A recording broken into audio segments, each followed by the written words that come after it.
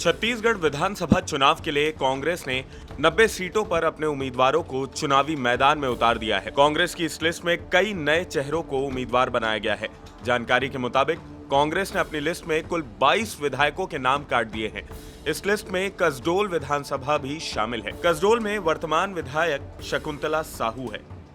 कांग्रेस ने उनका टिकट काटकर संदीप साहू को यहां से उम्मीदवार बनाया है। इसी कड़ी में वर्तमान विधायक शकुंतला साहू से IBC 24 ने खास बातचीत की।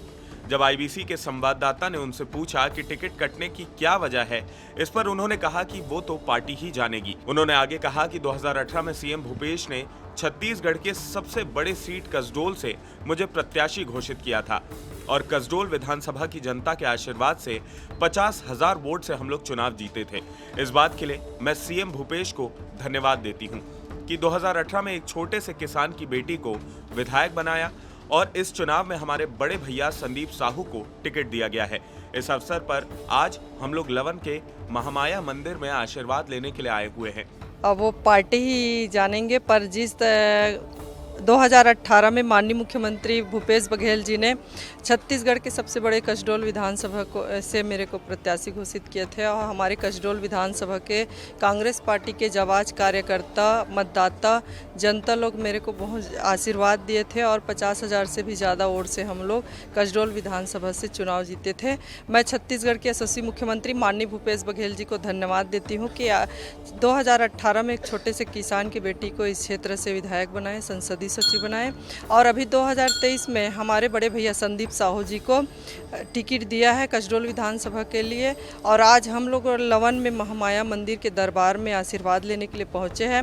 हमारे कसडोल विधानसभा में बड़े भैया संदीप साहू को 2018 में जिस तरीक़ा से हम लोग 50,000 से भी ज़्यादा वोट से जीते, इस बार संदीप भैया भी 50,000 से भी ज़्यादा वोट से हम लोग जिता के संदीप भैया को इस क्षेत्र से विधायक बनाएंगे। जिस तरह से हम लोग साल 2018 में चुनाव जीते थे, इस बार भी संदीप साहू भी 50,000 से ज़्यादा वोट से जीतकर वो विधायक बनेंगे। जब उनसे पूछा गया कि आखिर शकुंतला साहू को चुनावी मैदान में क्यों नहीं उतारा गया, इसके जवाब में शकुंतला साहू ने कहा कि वो संगठन ही तय करता है। 2018 में मुझे मौका दिया गया था और इस बार संदीप साहू को मौका दिया गया है। आने वाले समय में किसी और को दिया जाएगा, क्योंकि पार्टी में सभी को आगे बढ़ने का मौका दिया जाता है।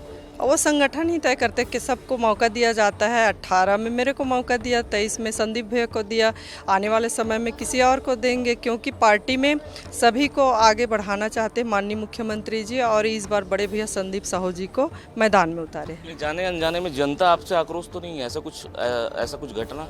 नहीं, ऐसे नहीं है। और अगर मेरे से अगर किसी को दुखी हुआ है तो मैं सबसे क्षमा भी मांगती हूँ, क्योंकि छोटी उम्र में विधायक भी बनी हूँ और विधायक पहले बार बनी हूँ तो गलती तो सबसे हो जाते हैं। अगर मेरे से गलती हुआ है तो मैं कसडोल विधानसभा के पूरे जनता मतदाता से मैं माफ़ी भी मांगती हूँ और बड़े भैया संदीप साहू को 2023 में उन लोग आशीर्वाद दे जिस प्रकार से शकुंतला साहू को आशीर्वाद दिए थे। जब हमसे पूछा गया कि कहीं आपके मन में भी निर्दलीय चुनाव लड़ने की बात तो नहीं है, इस पर उन्होंने जवाब दिया कि मैं ऐसा बिल्कुल भी नहीं चाहती, क्योंकि बचपन से मेरा परिवार भी कांग्रेसी है और मैं भी कांग्रेसी हूं और मुझे किसी बात को लेकर तकलीफ भी नहीं है।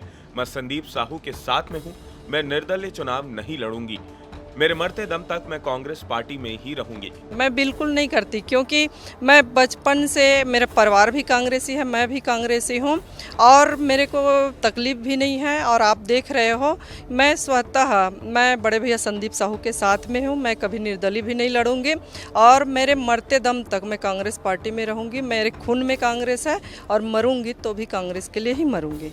उनके स्टेटमेंट से ये साफ जाहिर हो गया कि शकुंतला साहू इस बार निर्दलीय चुनाव लड़ने की तरफ नहीं देख रही हैं। अब देखना होगा कि क्या कसडोल विधानसभा सीट से शकुंतला साहू की तरह संदीप साहू भी 50,000 वोटों से ज्यादा से जीतकर विधायक बनते हैं या इस बार उन्हें हार का सामना करना पड़ सकता है। वैसे आपको क्या लगता है, क्या संदीप साहू भी शकुंतला साहू की तरह ही जीत हासिल कर पाएंगे या इस बार भाजपा उन्हें परास्त कर देगी? कमेंट करके हमें जरूर बताएं। इसके अलावा अगर आपको ये वीडियो पसंद आया हो तो इसे लाइक और शेयर करना ना भूलें और IBC 24 के हमारे YouTube चैनल खबर विभाग को जरूर सब्सक्राइब करें। नमस्कार।